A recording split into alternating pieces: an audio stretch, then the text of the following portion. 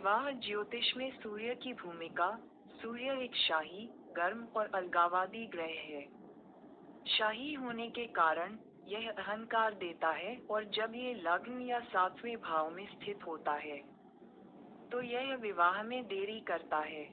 विवाह में देरी का कारण जीवन साथी का चयन करते समय अत्यधिक अपेक्षाएं होती हैं। विवाह के बाद भी जोड़े के बीच अहंकार संबंधी समस्याएं हो सकती हैं। यदि सूर्य सातवें भाव में स्थित है, तो जातक का साथी उच्च पारिवारिक पृष्ठभूमि से हो सकता है। सूर्य के नक्षत्र कृत्तिका, उत्तर आषाढ़ या उत्तर फाल्गुनी है। यदि सप्तमेश या बृहस्पति या शुक्र सूर्य के नक्षत्र में हो, तो जातक के विवाह में देरी होती है। ज्योतिष में सप्तम भाव में सूर्य और अन्य ग्रहों की स्थिति, जो विवाह और साझेदारी का प्रतिनिधित्व करती है, व्यक्ति के रिश्ते और विवाह पर संभावित प्रभावों का संकेत दे सकती है। जब सूर्य सप्तम भाव में होता है, तो जीवन साथी के बाल पतले, महत्वाकांक्षी, गर्वित, स्वतंत्र विचार वाले, राजसी स्वभाव वाले या उच्च पद वाले परिवार से होंगे।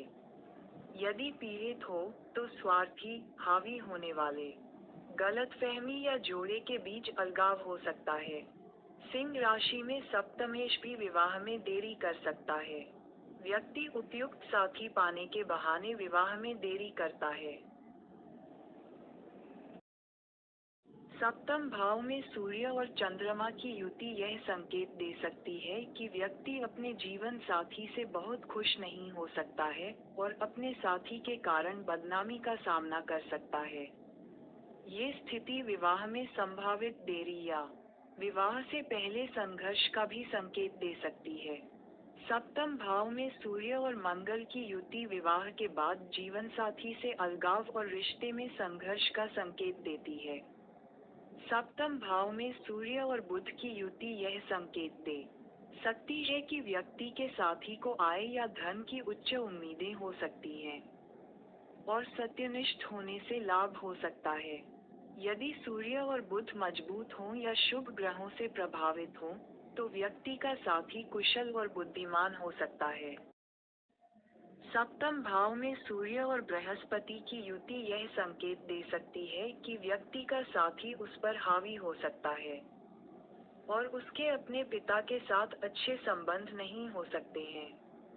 सप्तम भाव में सूर्य और शुक्र की युति यह संकेत दे सकती है कि व्यक्ति का साथी लंबा हो सकता है, यात्रा का आनंद ले सकता है, और रिश्ते में प्यार और खुशी ला सकता है। सप्तम भाव में सूर्य और शनि की युति यह संकेत दे सकती है कि व्यक्ति का साथी विवाह के शुरुआती वर्षों में समर्थन या स्नेह प्रदान नहीं कर सकता है, और रिश्ते की स्थिरता प्रभावित हो सकती है। चंद्र नोड्स राहु केतु की भूमिका भी महत्वपूर्ण है। हालांकि इन नोड्स द्वारा सातवें भाव को कोई भी पीड़ा विवाह की प्रकृति को इंगित करती है, लेकिन यह विवाह में देरी के रूप में भी प्रकट हो सकती है। सप्तम भाव में सूर्य और राहु की युति रिश्ते में संभावित संघर्षों को इंगित कर सकती है, और व्यक्ति के लिए अपने साथी के प्रति वफादार होना महत्वपूर्ण है। फलदीपिका के अनुसार, सातवें भाव में सूर्य होने से व्यक्ति को कष्ट, बीमारी और दर्द होता है। यह विवाह के लिए प्रतिकूल है। वैवाहिक जीवन में समस्याएं पैदा करता है और चरित्र को नुकसान पहुंचाता है। ऐसा सूर्य की प्रबल ऊर्जा और अग्नि के कारण होता है, जो भोग विलास और यौन इच्छाओं में अत्यधिक लिप्तता का कारण बन सकता है। सूर्य की पत्नी संध्या ने उन्हें इसलिए छोड़ दिया क्योंकि वह सूर्य की गर्मी को बर्दाश्त नहीं कर सकी। सातवें भाव में होने से विवाह में देरी होती है और व्यक्ति अपने कामुक स्वभाव को नियंत्रित करने में असमर्थ हो जाता है। इसका परिणाम अक्सर यह होता है कि व्यक्ति विवाहित होने के बजाय कई साथी रखता है, जिससे वैवाहिक सुख, सम्मान और सामाजिक स्थिति में कमी आती है। मंत्र ईश्वर के बृहद जातक और 8वें अध्याय के 3 श्लोक के अनुसार, सातवें भाव में सूर्य वाला व्यक्ति अक्सर महिलाओं के नियंत्रण में रहता है। सारावली में कहा गया है कि व्यक्ति में चरित्र की कमी और सुस्त उपस्थिति होती है। वह महिलाओं को केवल भोग की वस्तु मानता है और उनके प्रति कोई सम्मान नहीं रखता है।